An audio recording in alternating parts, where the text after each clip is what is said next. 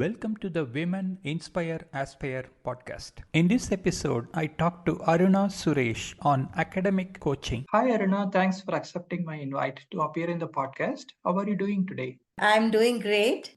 Very thankful for inviting me to be in your podcast, and I'm so happy to be part of this. That's wonderful.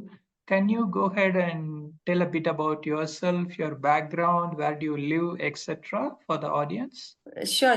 I am Aruna Suresh. I basically belong to Tamil Nadu, put up in Jaipur for the past 28 years. After getting married, my husband's job was here in Jaipur, and from that time, I'm here. I am a retired CBSE school principal right now, and after retirement, I started with doing trainings and workshop for teachers and for students at times and for parents some orientation sessions and all. I do Canva sessions one-on-one for people those who want to get trained on Canva. And I'm a podcaster with somewhere around 137 episodes in my kitty. And I can say I'm a YouTuber also. Okay, wonderful. So tell us about your education experience, how you grew from being a teacher to a principal and the different designations that you held during that time. Yes, there is as such no inspiration or passion to become a teacher from the beginning. When I came to Jaipur, I was not knowing the language. So the basic intention of joining a school is just to learn the language. I was thinking when I mingle with the students and teachers, I will be able to catch up the language and I'll be able to speak the language properly. But once after joining the school, this actually changed into a passion, and I grew from nursery class teacher. That is, I joined as a kindergarten teacher. After that, I grew to level 1, third grade, fifth standard, seventh, ninth, and became a coordinator and vice principal and then principal. So the journey, actually, if you ask me, it was a very interesting one, but had a lot of struggles also. In the beginning, when I was not knowing the language, I had to use completely in English, and then I started learning Hindi. Right now I'm very fluent in Hindi, and that was my journey. So after becoming principal, I was thinking something was missing because, the way I was enjoying as a teacher, if you ask me, I did not actually enjoy being a principal. I don't know why, but then I was more happy when I was in the post of a teacher. So, did you think about what made you unhappy as a principal? It could be the distance between you and the children, probably. Right, you're 100% right. And there actually, like every day, I used to plan some activities inside the classroom, and I do engage with the children on and off every time. And that part was more enjoyable journey than handling the conflicts of the parents and the teacher conflict sometimes. And then, like there are quite a lot of challenges when you become a principal. Like, you have to adhere to every norms of the CBSE, and then parental pressure is there, and then there are teacher issues are there. So like there is no day passes off without any issues or conflicts when you are a principal. Though like when I was trying to become a principal, that was my only hope and dream that I should reach that level. But like after reaching that,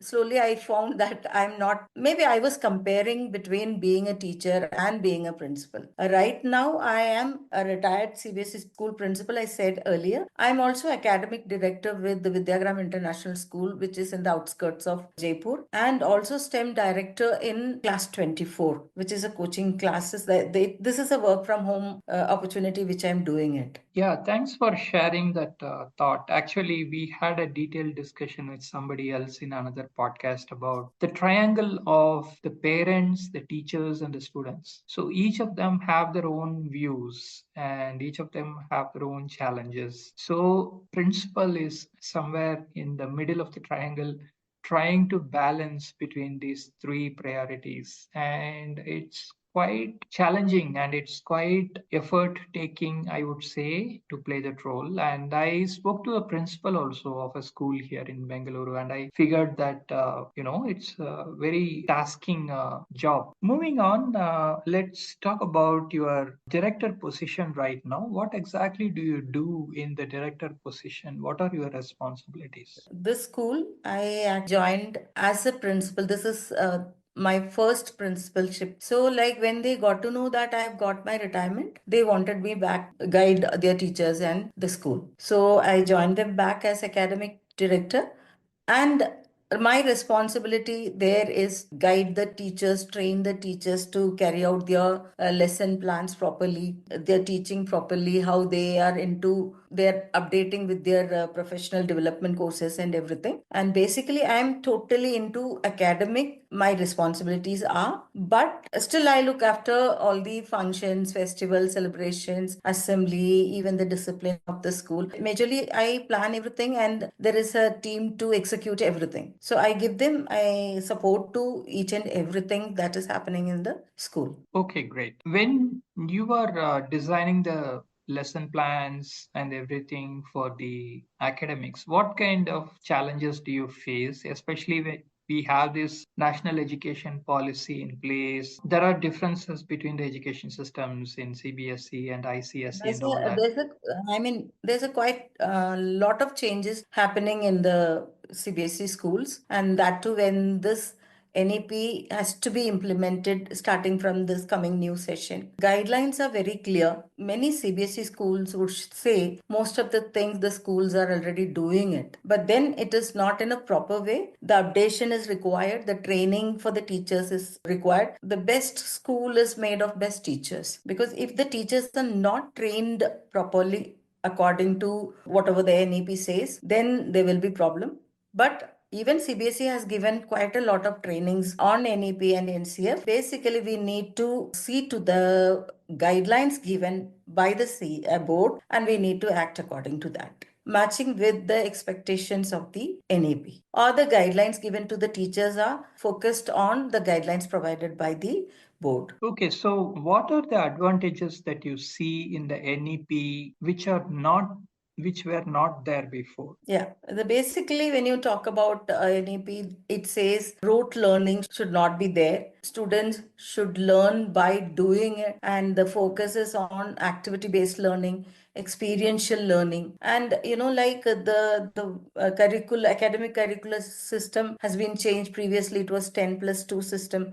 Right now, it is 5+3+3+4. For the Montessori classes, it is play based education. And for classes 3, 4, 5, it will be activity based education. And then throughout, till 12th standard, it is experiential learning. So but then to execute this kind of learning inside the classroom, the teachers need proper guidelines, because many of the time the teachers have a traditional mindset of like giving lectures and moving on. But then right now we should focus on by activity based learning, by doing and learning. So that is a major change there, when you need to understand NEP and to execute or implement it inside the classroom and inside the school.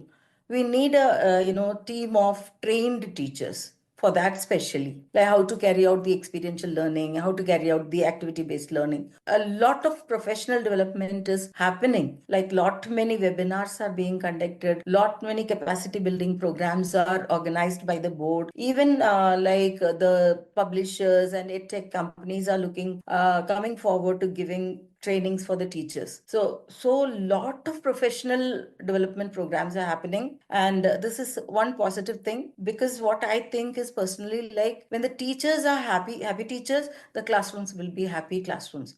When will the teachers be happy? When they are eligible and confident to be inside the classroom to execute what is being guided. So, what are the steps you have taken to train the teachers to the new system? That is what, like the board is already giving lot many opportunities for the teachers, because on and off it is there are many webinars organized, and also many capacity building programs are organized, and it is actually mandatory for the schools also to send teachers to on a rotational basis, that so that every teacher will get trained themselves for the execution inside the classroom. So it has been assigned that 50 hours of training each individual teacher should undergo. Oh, that is the major criteria for any teachers to go for professional development. Individually, teachers are also taking interest to get themselves trained, and the school is also focused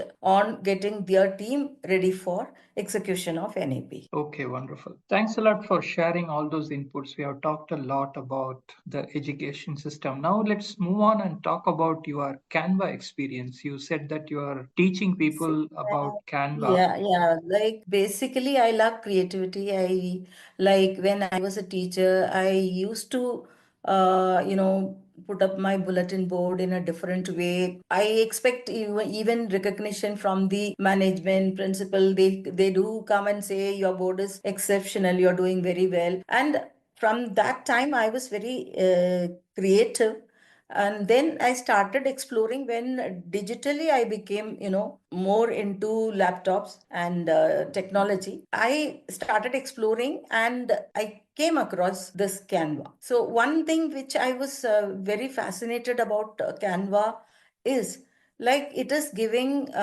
its pro version to all the educators. Only thing that the educators need to do is they have to go and register themselves as an educator, whether it is a teacher or a management principal or even a director, with the email ID provided by the organization. So when you give that details there and register yourself, you get a pro version of it where you can use each and every template on all the features available. Generally, Canva is free, but then a limited version is free for everyone. But when you become an educator and register yourself, you get quite a lot of things there. I mean, you can use everything. All the pro version which is available for a paid people, that is given to the educators free of cost. I self learned myself. I explored quite a lot. I practiced quite a lot. Rather, I have one Instagram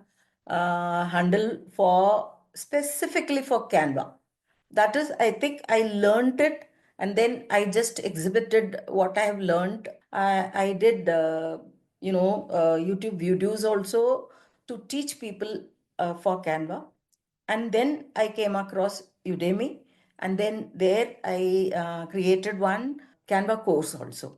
Become a qualified Canva expert. That is the name of the course, which is available in Udemy. And later on, when I have shared the link of that course in Instagram also, I got, I mean, not many, but then I got few people connecting to me asking for one-on-one session. Though, like I had told them that you have a very good course in, Udemy, and also I have some videos in YouTube. But then they are more inclined to learn one-on-one so that they want to make their doubts also clear during the course. So I have not done many, but then I have started doing that. Okay, great. Do you provide any certificate for completing your Udemy course? No. I'm exploring things. I am doing what I have learned, and I just want people to know that this is also one possible way of learning things. If you talk about the perspective of a teacher, I would say the teachers can do wonders with the help of Canva. One thing, they can go for lesson plans creation. They can go for their own school social media post where functions and festivals are announced to the parents, kind of thing. That also can be done. And the most important thing is they can create PowerPoint presentations there in a very very easy and quick way. And you have already made uh, titles and topics are even available for educators. Like for a, in case if you want to know about plant cell structure, if you search for it, you'll get a structure over there, and you can go with any modifications done, and you can use it inside the classroom. I cannot just say few things because there are many. In a designer perspective, if you want me to talk, like may not be like a Photoshop, because people, those who want to become a professional graphic designer, the market will say Canva graphic designer is not as technical and professional like Photoshop.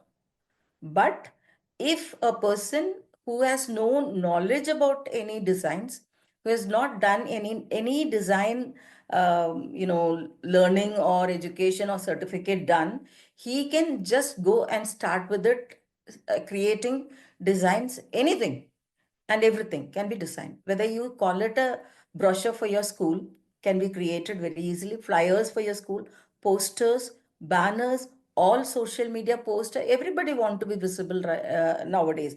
The present situation is everybody wants to be visible, whether by their content creation or by their design creation. So, like, what I would suggest people, whether they are into education or a normal, person, if they have to start creating something, then they can jump into Canva and explore it, and then they can become an expert within a year's time. But then a dedicated practice is required. Right. Thank you for that. And we have talked a lot about work. Now let's talk about your hobbies and interests. What do you do in your spare time apart from work? I am totally busy into exploring things, and I immediately execute what I learn. And then it is not about like when you ask me about this Amazon books I was talking to you about, like that is pure exploration. I was having a blog in Tamil, and I was having quite a lot of content over there. But one day when just started opening it, it got vanished. Like I was actually like worried and frightened also. I may not be able to get all those content, because I was there for quite a long time. It's a lengthy period of, I think, might be 7 8 years or more than that. So, like, I thought but then after quite a lot of struggles, I could get back that blog. But that fear was there in my mind that any day this might happen to my blog and its content. All those contents are about my life's experiences, and even people, those who have shared their experiences with me, all those things. So I was thinking, should I download everything and keep it in my laptop only? And then I thought even laptop sometime may get formatted. So I was searching something to store my things. So when I was doing that research, I came across this. You can create a book, and even you can publish yourself using Amazon KDP. So then I downloaded all the content, and it could not be accommodated in a book. So I just divided into life experiences and then the other things as poems. And then I got both the books ready. Now the part is uploading. Then I did all research to do the self-publishing part, and I did everything. But then I got up with the uh, cover part, which the cover which I designed with the help of Canva was not fitting in that template which is expected by the Amazon KDP. So, like, again, quite a lot of struggle, quite a lot of days passed on, but then finally I could do it. So, when I did those two books, I was doing quite a lot of research on this bestseller books, all those things. And I thought I should try on something else. Then I did do a coloring book and published over there, because Canva is there. With the help of Canva, I can now say I can do any designing work. Then I wrote a happy journal book. This idea came to me, when one of the parents was asking, like, my child needs such kind of a diary where, I mean, affirmations can be written, all those things. Then immediately that idea stuck, and then I wrote that book. That's a low content book. One book on value journal, like the self awareness, how a child can know about himself or herself. So that book also I released recently. And because, whatever problems which come across, like for me, remembering password is a very difficult thing and which I cannot do. And so I was thinking, is there anything can be done? So I was thinking, instead of having any digitally stored password, which is not at all a genuine practice, of started with creating a password logbook where website name, user ID, password, email can be stored on a notebook. So that's a pocket diary kind of thing that also I released. Even after getting retirement also, I was thinking, what will I do now? Because I've been working for such a long time after gaining many experiences and having a lot of potential and energy. Suddenly people say, like, okay, now, I mean, everything is over, you sit at home. Now I started exploring more after my retirement. There is no free time now. Like every time is being utilized by one or the other thing, whether I practice Canva, or else I am into some book developing thing, or else I am into creating PowerPoint presentations for my trainings and workshop, STEM director post, and also academic director part. Also as a hobby, I have not done much about it. Like what I'm thinking is, I think exploration is my hobby. Okay, wonderful. That's great. Actually, you are keeping engaged with different activities, which is great. Yes. Now, let's talk about some societal issues that you care about and what do you want to do about them. Like I always, I'm into thinking about schools only. Here also, my basic concern is always the teachers are to be more focused on, what they are doing, and they should realize they play a great role in a student's life. Like what I am understanding or what I'm watching is teachers in the few years, when in the beginning of their career they are more into focus, but then they lose their interest. Even the teaching part also, if a teacher is teaching science for a class of 8th or ninth or whichever level, the first year is more enthusiastic. Finally it becomes a routine kind of thing, and they are like machines, which I am concerned more about it. Because in it, the teachers should actually realize that every batch is a new set of students. One is, the teacher should never stop learning, because the present system demands it. Update most important, and the teacher should be a non-stop learner, and the teacher should not lose motivation. They should be self-motivated. That is also like important, very very important. So this is So, my concern, and I am trying my level best to make a difference in a teacher's mind, that how they can be self-motivated, and then how they can be a non-stop learner.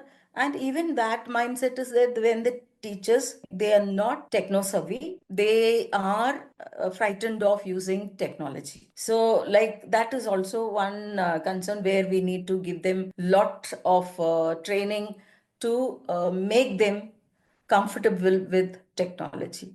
I'm also more, I play around more in artificial intelligence, and I do take trainings for teachers on artificial intelligence, integration of artificial intelligence in education. So, like what I am thinking is, when they are comfortable with technology, the task which they are doing right now, taking hours to create something, a lesson plan or an activity or whatever it is, that they can finish it up within, I mean, just blink of an eye using AI tools. When they become aware of all these tools available for them to help them in their career, then they will be able to do it much, much better than what they are doing right now. so what are the techniques that you employ to keep the teachers self-motivated? This is again, like it's all in their mindset. I do tell them, take initiative.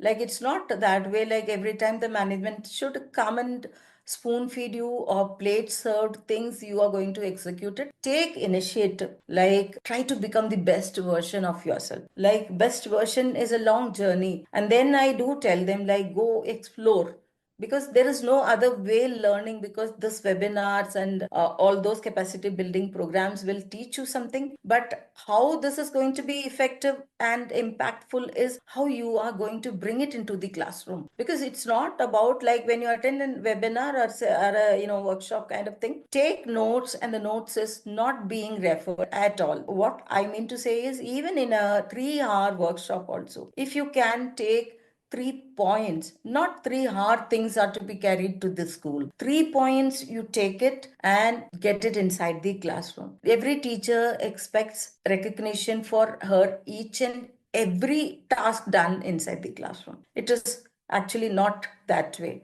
Because like the management is overwhelmed with so many works where every teacher recognition will be a typical and difficult task. But for that, the teacher should remain self-motivated. What I do normally say is, pat yourself. Don't expect somebody to come and pat your shoulders.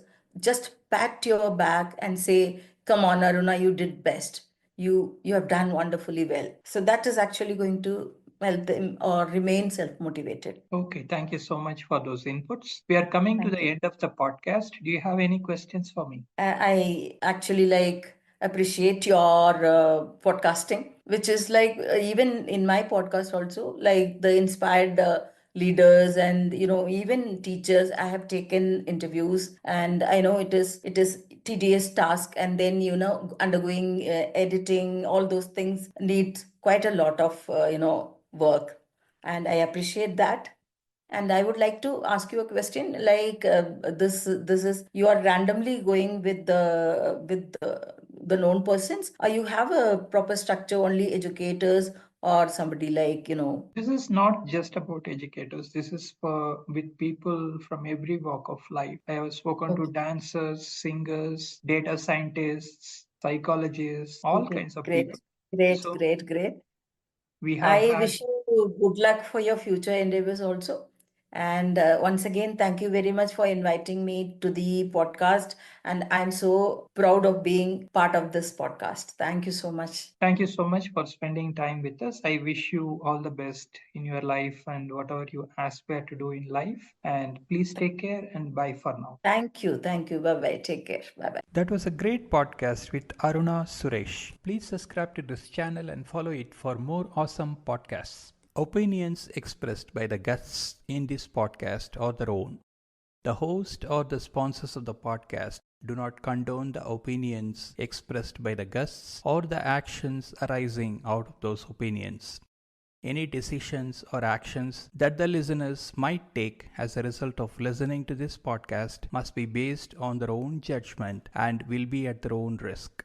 The podcast host or their sponsors will not be held responsible for the consequences of any actions and or decisions taken as a result of any content in this podcast.